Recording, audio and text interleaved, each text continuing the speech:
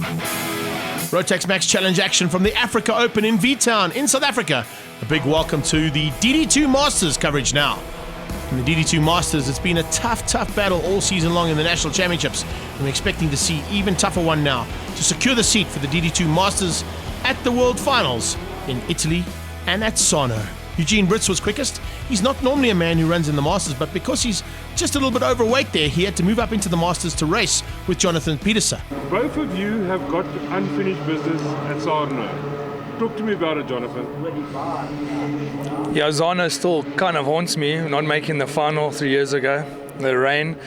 But that's what we've tried to commit ourselves to, trying to get there again this year. So hopefully it all plays out.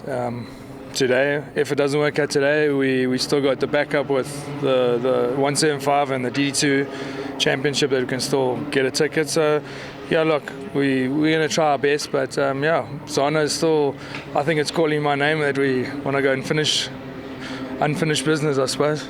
You made the final, but that extra ballast didn't help your cause. Yeah, we last time we went there, we got the call up a little bit late, so I was struggling to get the weight right. But it rained and we were quick in the wet, and we managed to make the final. So we're here to have fun, give Jono a hard time, and try and see what we can do. Pole position. Good place to start the weekend. Yeah, it was really tight yesterday. I think there was a 10th in every session between me and Jono. And then yesterday's qualifying was quite tricky. As the sessions went on and the sun went down, the track got more and more slippery, so I managed to just get that right. Strategy for today, stay out of trouble the first two? Yeah, I think it's going to be close. The whole, me, Jono and Pascal as well seem pretty close in time. So make the start, get through the chicane, and then go from there. As you heard, Eugene Brits over 85 kilos, so he doesn't make it to DD2s due to that weight penalty. But yeah, to race with these guys, he's also underage for the Masters. But getting a chance to get an opportunity to drive here today, the Black Knight on pole position alongside Jonathan Petersen, who's looking to secure his 5th seat at the World Finals and looks to go into Sarno, where he's been before, to look and see if he can maybe outgun his top 10 finish last year, where Magado won the World Championships and Michael Stephen came through for a great 4th. Petersen right now in second behind the Black Knight of Eugene Brits. Brits leads out, Pastel Aqua up into 3rd place and followed very closely there by the 127 of Pascal Aqua. Minge up there into 4th place by the looks of things in the 177 then, Ans Viljoen. And look out for Tenay and Kube and Ryan Wild making up the rest of this pack. But the battle we're going to concentrate here is probably going to be for the top 3. Petersen sitting behind Brits right now. The two of them have been to World Finals. They've both been to Sarno, so they know how important it is to try and secure this. Let's see whether or not we can see an opportunity here for this young man to just spoil the day there for Petersen. Petersen is looking very good in that Tony Kart and has been all season long. He's got a very good possibility of making it, as I said, for the 5th time to the World Finals. And if that's the case, hopefully he can go slightly better than, I think it was 8th or 9th place than he finished up in Brazil. But we had 3 South Africans in that top 10, remember, and he was one of them. He now leads out as they go into the triple left-handers ahead of Brits. Aqua on their tail. And Pascal looking for a chance now to close down on Brits. 3-way battle for the lead of race 1. This one, of course, is very important to try and get the fastest lap out of your compatriots. It'll sort out the grid positions for race number 2. At this stage, it is Jonathan Petersen, now that he's hit the front, who's just put in the fastest lap, so it could secure him pole position for race number 2. Brits has gone second quickest, and Pascal Aqua not too far off them. In fact, Aqua on that last pass goes slightly quicker than Eugene Brits. Brits will have to put in a good lap here. So we got 169 versus 199 versus 127. And you can see just how tight it is. They are very evenly matched, not putting a wheel wrong. A little bit of a touch of the dirt there from Aqua's kart. Not too much of an issue though, because right now these Mojo tyres have now come into their own. Perfect tyre temperatures. The track temperature is slightly up. We're about 23 degrees Celsius when these boys got onto track. It's been the hottest of the day, and they're now using that track temperature advantage to open up a good margin over the rest of the pack. Followed by Erwin Stern, Minge, and Ans Viljoen. Across the line they come again. Another lap down. This time up into second fastest. It was Brits, and that's why they're starting to pull away now. Pascal Aqua hasn't had a chance or an opportunity to match the pace of these two. He tried hard to stay with him, but unfortunately he's just dropped back about 2 seconds now, down into third place. First and second, though, still up for grabs. And Peterson is hanging on. He's praying for some rearview mirrors, because otherwise that's going to happen. You can see how difficult it is to try and spot the man's move. And Brits is very good on the brakes. International experience for both of these boys. They know exactly what it takes. They're working hard here for the African Open Championship. And you can see just how hard they are working. Peterson with a chance now with a lap and 2 corners to go. About to start the final lap, and Jonathan Peterson would love to take the first victory, score those 35 points for that victory, because remember, in the second race, points count. And as many points as you can get is what you need to secure yourself a front row start for the final. Peterson's all over the back of that Black Knight, and man alive, Brits is working hard. He looks over his shoulder. He looks over the wrong shoulder. Oh, there you go. Diving through, perfectly done. Peterson set him up. As he looked over his shoulder, he cut across and squeezed him out. So Brits down into the second spot, and that might be enough. Wonder if he's going to be able to hang on to it. He places the Tony Kart right in the middle of the road. Not going to give any advantage there to Brits to see if he can squeeze out. Aqua's back again, only because the two of them have been fighting so hard. Let's give him a chance. Aqua dives on the inside. Brits down into second. Oh, this could be ending up in tears. He's down to third now. Oh, no, he's not. He forces Aqua wide. The two of them come together right at the checkered flag. Brits comes through to beat out Pascal Aqua. They might have a little chat about that in the pit lane. That was a bit hectic between the two of them. But Jonathan Peterson secures the first win of the day. Great drive from him ahead of Brits, Aqua, Erwin Stern, Mingay ahead of Viljoen, and Kubi and Wild, your top 8. Importantly, though, it was a fastest lap coming out of Peterson, securing that front row start alongside Brits. Aqua is on the back end of Peterson, and Erwin Stern coming through there for fourth. Good start there from Stern as he goes through. You can see Stern also, with some South African overalls on, has also been to World Finals. So there's a whole bunch of experience up there. He's been there twice, and now looking to maybe try and get a third time of asking if he can. He's got to beat the 3 carts in front of him. He didn't quite have the same pace as them in the first heat. He certainly has a little bit better pace now here in the second. This is pre-final 2. Points count for this one. 35 points already in the hands of the man out front. 32 for the man in second and 30 for the man in third. If they stay as they are, they will stay exactly as they are for that front row for the final. Peterson pulling a little bit of a margin right from the word go, trying to open up a controllable lead as he sees the fight on, and it is on. Aqua coming back at Brits at the corner that he lost out on that last lap of heat number 1, and comes and takes the second place away. Stern now looking to try and get up there too.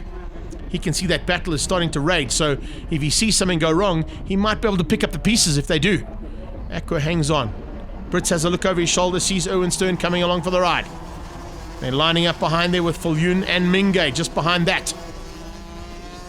But Peterson getting his head down and getting away at the front. Watching carefully in case they start to close in on him. Aqua's got good drive out of that exit point of the triple lefts. Now it's a big double right-hander, 2 apexes to negotiate. Short straight, oh, a little wide there from Stern. It's a wheel on the dirty stuff. Don't want to be doing that too many times. Not here in winter time on the Highveld. It will be very costly. That cart will loop out relatively easily. Across the line they go again. Another great dice expected here for second. This time it's Aqua though in second place, and it's Brits down in third. Brits just controlling things in third place. Maybe just allowing Aqua to bring him up to the leader. Late braking here from Eugene Brits. Oh, a little touch. Oh, they've been touching all day, these two. Little rubbing his racing incident. Erwin Stern going to try and capitalize on it. Can he get through on Aqua? Eugene and Aqua coming together again. Oh, man. Hopefully no nose cone infringements coming on those two. I don't think so, but we'll wait and see. Could be a possibility, though. As you can see right now, Aqua trying to close back. Erwin Stern coming along for the ride there as well. He's tucked in behind Pascal Aqua. The 46 is Ernst Viljoen, and Viljoen now got a chance of closing things down here, possibly making a 3-way battle for third place, because it looks like Brits has got his head down and got away from Pascal Aqua. Stern's got a problem. Stern with a bit of a problem, slowing up. Oh, Erwin Stern in with a chance, and hand up.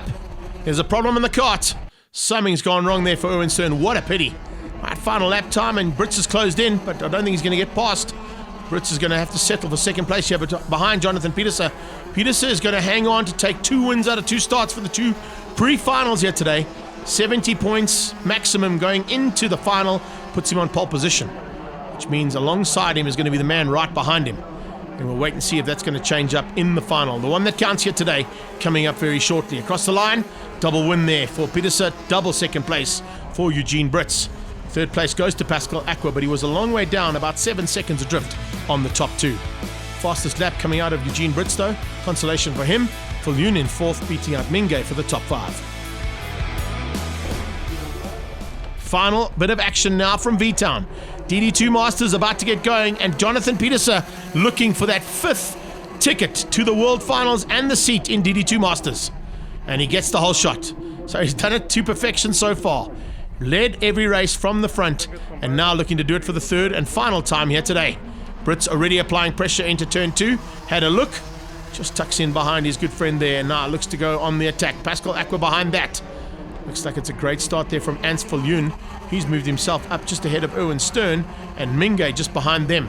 Stern having to start from the back with a DNF, remember, in that second heat. So he's got a lot of work to do now to come through to try and get to the front end and possibly spoil the day for anybody else out there. He's already up into about 6th place. So not a bad start there for Erwin Stern. He's got enough time to do it. Remember, there's 18 laps of action coming your way right now. And Pieterse leads out as they cross the line. Brits is on his tail. Eugene Brits would love to take the victory here and just take the Africa Open title. He's not going to get the seat, but he'll be Africa Open champion. And of course, second place will be good enough for Jonathan Pieterse. I'm sure Jonathan Pieterse knows that. So if it does come down to a maneuver that could possibly spoil his day, he might give Eugene Brits a little bit more room than what he would normally. Although I'm sure he's looking to try and go 3 for 3 here today. There's no way he wants to be beaten by Brits. But we just know how quick that man in second place is and how eager he is to get into Masters. Next year, he might be joined by Wesley Orr, and the two of them could potentially be South Africa's next hope for another World Championship in the DD2 Masters. Take nothing away from Pieterse if he gets there this year, though, and he'll definitely be in with a shot, having finished in the top 10 there with Michael Steven and Magado last year in Brazil. Down the back straight they come. And it looks like Pascal Aqua might be looking for a bit of retribution there on Brits. I wonder if that's going to be the case. He closes right up under braking. Already seen some action twice from these two. Pieterse stayed out of it the last time. He could be in it this time because they're a lot closer to him than they were earlier on. But Pieterse still got a long way, so he's just pacing himself nicely. Remember, at the World Finals, long races is what it's all about. And in the Masters, as we saw down in Micro and Mini, last year's Masters were very evenly matched. And I think, if I'm not mistaken, the top 35 were split by only half a second. It's very close in the Masters category. Coming through the chicane one more time into turn one. Brits is close. Is he close enough to get past? Not yet. At the halfway stage, it's Pieterse still out front. But you can see Brits is feeling a little bit more racy right now. And now with 9 to go, could have a go. He gets good drive. It's a good line that gets him the good drive onto that back straight. Pascal Aqua got good drive as well. Pulls out of the slipstream, under braking, and gets it done into turn 2. New leader for the first time at just over the halfway stage. Brits now leads out over Pieterse. Aqua in third place, pushing very hard to try and upset the apple cart for these top two. And look at that maneuver! Up into second, Pieterse down to third. That's not what Jonathan Pieterse wants, and he comes straight back at him. Pieterse cannot afford to be in third place. He knows that he can be behind Brits, but he cannot be behind Pascal Aqua. And look how hard Pascal is working right now to try and get that second place and stay there. So he goes across the line now. Lap 10 of 18 completed, and he's up into second place. But the pressure is on, and the Tony Kart is looking to come through again. Another big dive on the inside. Now gets the drive down the back straight. Can he go on the inside off the slipstream? Has a look. Not close enough. It is so close between these guys. They really are putting on a great battle here for DD2 Masters for the Africa Open. Pieterse looking for a way now to get back at the man in front of him. Aqua at this stage would secure the ticket and the seat, because we know that Brits is underage and slightly overweight for the DD2 category, which is why he's riding in DD2 Masters today. He'll be crowned Africa Open champion, of course, but that will only be the title. It won't be what these two are fighting for, and that's for the seat in DD2 Masters at the World Finals in Italy. Great bit of driving action there. There's a dive on the inside. Oh! Pieterse comes together there with Pascal Aqua. Drives over the back of his kart. Aqua looks behind him, goes, what went wrong there? And you can see there are some battle scars on those two carts. And it looks like they both got going. Aqua's not happy about it. Peterson also thought he had the room, drove over the back of the cart, so there could be some damage to both those carts. In fact, I think the biggest loser there might be Pascal Aqua. Peterson now closing in on the usual contenders in that second place battle. He's up to about 4th place as they come through there. He's got through on Ans Viljoen. He's got to get to 2nd. He cannot afford to be down in 4th place. He's got to get through on Viljoen, he's got to get through on Minge, and he's got to find a way through there on Stern. Stern at this stage has secured the seat to the World Final. If he stays there in 2nd place, there's a very good possibility he's going to have it. Is that going to be the case though? I don't think so. Peterson is, oh, look at him. He is pushing so hard. Looking for a way past there. And hasn't quite got there yet, but is nearly there. Look how hard he's having to push through. That's Tunin Kube, who's made his way up there. And loses out to a hard charge and a late maneuver into Tolkien from the man in that Tony cart. So it is now Jonathan Peterson with one more cart to tick off. He's up to 3rd. He's got to get past on Erwin Stern. But he's only got a couple of laps to do that. Back down to 1. Closes right on the tailpiece there. Sees those South African overalls in front and says, I need another pair of those. Is he going to be able to get hold of them though? Stern is going to go defensive. Stern is going to go as wide as he can. Not given a chance here. Not get any opportunity for the man behind him to squeeze him out. But I think by the looks of things, there you go! Oh! A forceful maneuver. But he made it stick nonetheless. Stern gave him some room though, and allows Jonathan Peterson up into 2nd place. So Brits out front now has got a comfortable margin. We're not going to catch him. Peterson's got to 2nd. Can he keep it all together? Is there any damage on that cart? We saw that Pascal Aqua unfortunately had to pull into pit lane and out of this race. Which means if there's any damage to that cart, that's the only possibility of him losing out. Brits is going to take the win. You can see that he's come in amongst some of the back markers there and managed to get through on them relatively unscathed. Ryan Wild was the last cart that he passed. The checkered flag is on standby. It's a big margin that he's opened up of over 12 seconds to beat out his 2nd place man and his good friend there, Jonathan Peterson.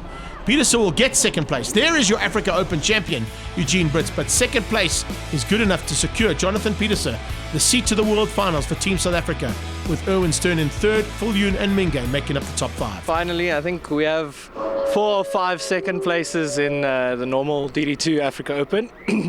And finally we managed to get the title now, so very happy about that. Got a bit lucky there in the final, but I knew if I can get a cart between me and Jono, then they can start fighting and I can break away. But it became a bit of a dogfight for a while, because in the heat 1 and 2 seemed like the two of you could do what you wanted, and then suddenly it was a free horse race. Yeah, every time we looked at the lap times, Pascal was like half a tenth between us, and me and Jono were doing exactly the same time. So it was very close, very cool racing. Had a nice dice. Just managed to get ahead in the final and pull away. Got the win, but unfortunately, as you see, the ticket is in the hands of Jonathan Peterson. He'll be looking to secure a world championship like Magado did last year.